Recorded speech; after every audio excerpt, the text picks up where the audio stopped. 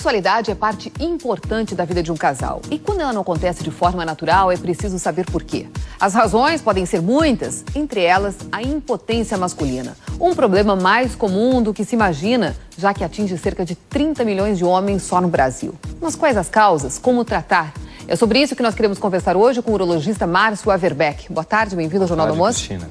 Você pode participar ligando 8401-0394 ou mandando um tweet para @JRBSTV. Aí está a primeira pergunta. Olá, tudo bem? Eu quero saber por que idade ocorre mais a impotência masculina. Bom, a gente sabe que a impotência pode acontecer em qualquer idade, desde a adolescência até a idade mais, em homens mais velhos. É importante lembrar que acima de 40 anos, a frequência desse problema aumenta. A gente estima que cerca de 50% dos homens que tenham mais de 40 anos e que estejam num relacionamento estável possam se queixar de algum problema de disfunção erétil, seja ele de grau leve, moderado ou severo. Agora, episódios eventuais de impotência são normais, doutor, na vida de um homem? São normais, ainda mais frente ao estilo de vida atual, da correria, do estresse. Esses fatores podem sim influir na performance Quando buscar sexual. ajuda? Quando acontece mais de uma vez. É importante buscar ajuda porque, evidentemente, quando o paciente é mais jovem, pode ter algum problema psicológico associado. Mas a gente tem que investigar fatores de risco para o problema de ereção. E nesse aspecto é importante uma avaliação médica. Aí está a outra pergunta. Me diz uma coisa, quais são as causas da impotência masculina? Causas da impotência, muito bem. A gente sabe que o estilo de vida com sedentarismo, a falta de prática de exercícios físicos, assim como pressão alta, diabetes, né?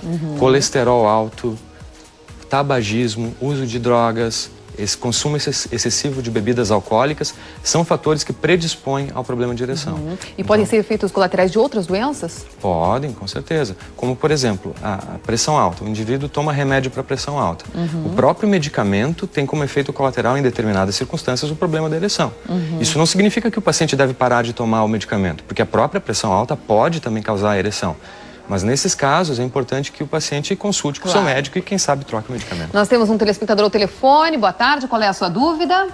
Boa tarde. A minha dúvida é, eu tenho uma doença chamada mielite transversa e eu sinto dificuldade em manter a ereção quando consigo tê-la. Gostaria de saber se existe tratamento ou não. Existe tratamento, sim. Nesse caso, pode existir algum fator de doença neurológica associada, né?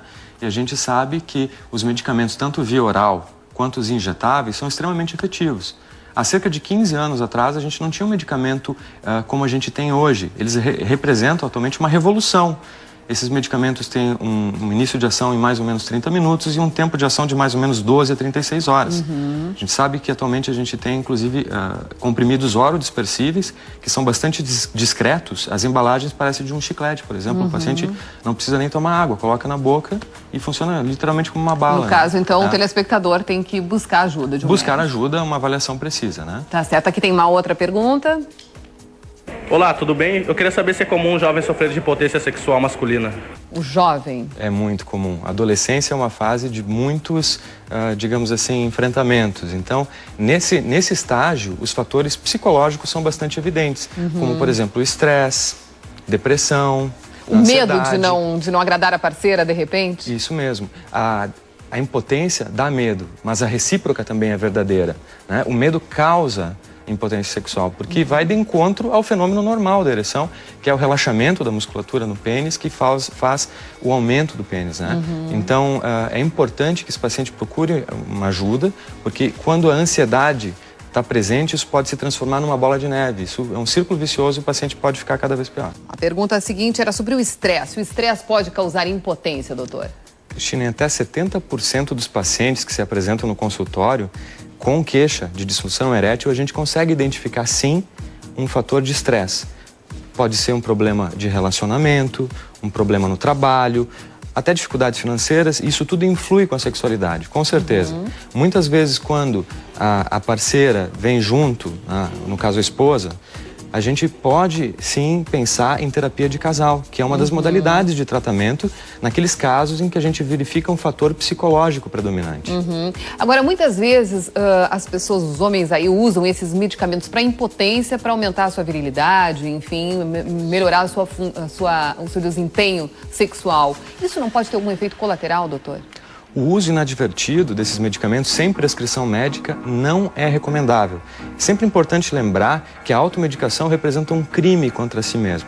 Esses medicamentos, eles não são desprovidos de efeitos colaterais. Que efeitos seriam esses? Dor de cabeça, rinite, pressão baixa, que às vezes pode acontecer, calorões, então uma série de efeitos colaterais. E existem contraindicações para o uso desses medicamentos. É por isso que é tão importante procurar uma avaliação médica. A outra pergunta aqui sobre a questão do cigarro. O fumo pode trazer problemas? O fumo é sim um dos fatores que podem causar impotência sexual, independente de qualquer outra coisa.